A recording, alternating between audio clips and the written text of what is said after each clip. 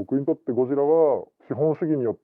時間が直線上に伸びたその結果の恐怖感みたいのが僕にとってのゴジラです。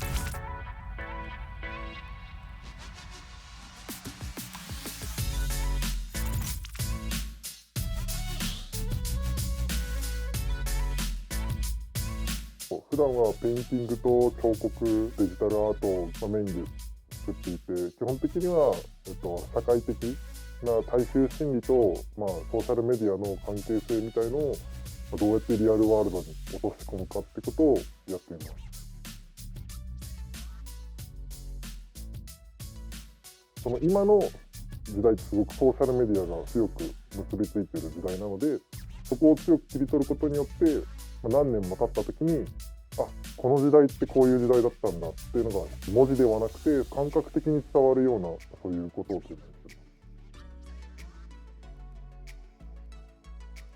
す。もともとは本当に遊園地を作りたくて、で遊園地を作っていく過程ですごくその社会心理的なものとかが必要だなって思って、そこの魅力にどんどん惹かれていったっていうのが理由でその方向に行きました。目標は遊園地です。ゴジラって聞くと結構僕の人生の中でもアーティストとして活動してるコインパとしてのゴジラの目線と、子供の頃から好きだったゴジラの目線ってすごく相反してるっていうか共通してるんですけど、別々なイメージで、子供の時はもう本当に多分恐竜とかそういうものが好きだったんで、ちょっとレックス的なニュアンスでかっこいいと思ってて、ひたすらおもちゃを集めてて、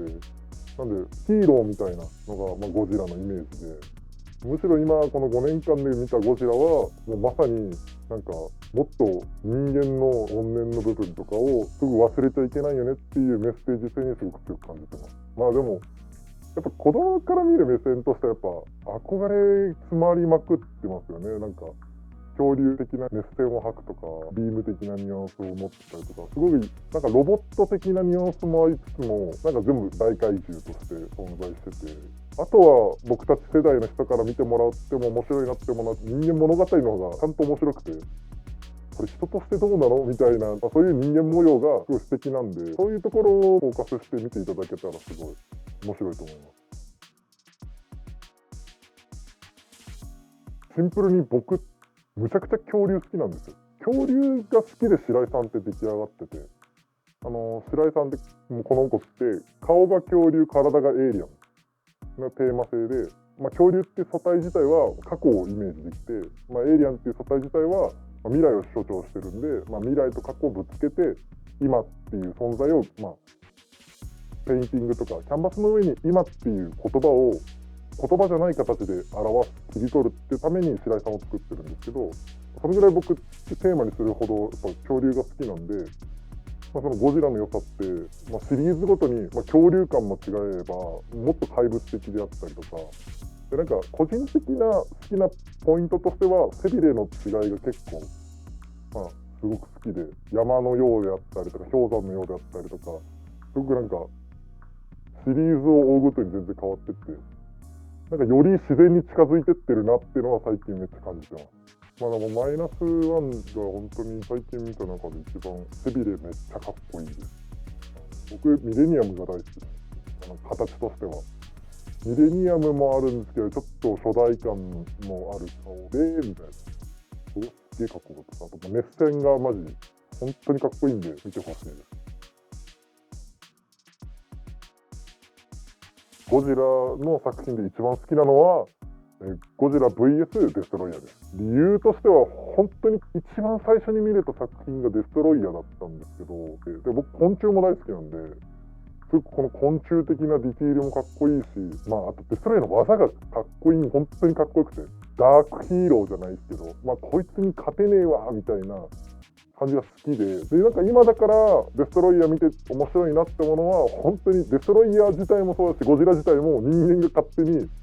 行った行為で出てきて、それを処理させるみたいな、もうなんか全部お前らが悪いじゃんみたいな、2体が殺し合うのって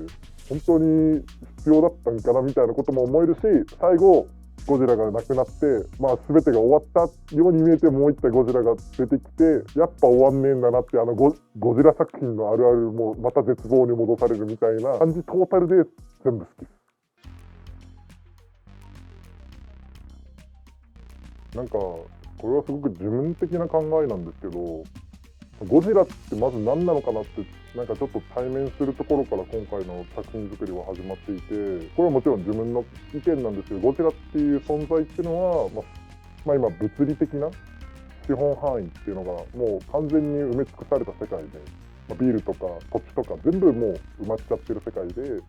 わゆる強者がその空間をどんどん開けていくイメージなんですよ。その強者っていうのがいわゆる核であって、それが国々の戦いであって、その資本的なものの空間を開けたい人間の欲、まだまだ自分たちが占領したいっていう欲が詰まってるのがゴジラ作品の初期作品から僕はすごく感じたことで、すごい時代の軸が伸びたからこそそういうものが存在するんだろうなって思っていて、ただ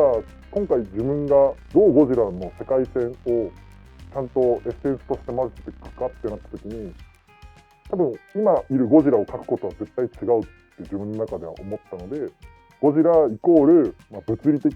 範囲を破壊する僕たちの怨念っていう定義にして、それを置き換えて、僕のテーマって基本的にソーシャルメディアを社会心理で描くなので、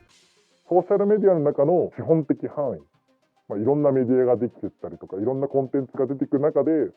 広がれば広がるだけ飽和してっちゃうのが今ソーシャルメディアの問題があって、それを破壊してフォーカスを一点にしていくっていうのが白井ゴジラの行動心理なんだろうなっていう考えでやってるんで、いわゆる SNS 世界をどんどん白井ゴジラが破壊してって、すごくフォーカスを縮めてくる作業をしていくっていうのが今回の作品のテーマです。本当に存在しないっていうのが今回テーマなんで、僕たちのデジタル上にしかいないのが白井ゴジラなんで、そんな世界線を作れたらいいなと。自分が TIP ドローイングするときに絶対大事にすることっていうのが、世界を完全に切り外した世界線を作っちゃいけないっていうのがあって、その好きな方たちがいるじゃないですか、もともとある作品に。その人たちが嫌がることは絶対しちゃいけなくて、なんで今回もゴジラの世界線で平成ゴジラがこのサイズだから、白井さんゴジラは大体推定でこのサイズにして、でそれをすることによってなんか世界線の調和が取れるよねとか、そういうことは常に考えていて、なるべく大きさとか物語だったりとか、そういうのは絶対崩さないようにしようっていうのは考えてます。ただもう一個世界線があるとしたら、この子がこういう風にいたらきっと面白いだろうなっていうのは考えるんです。だから世界の拡張みたいなのをテーマにしてます。結局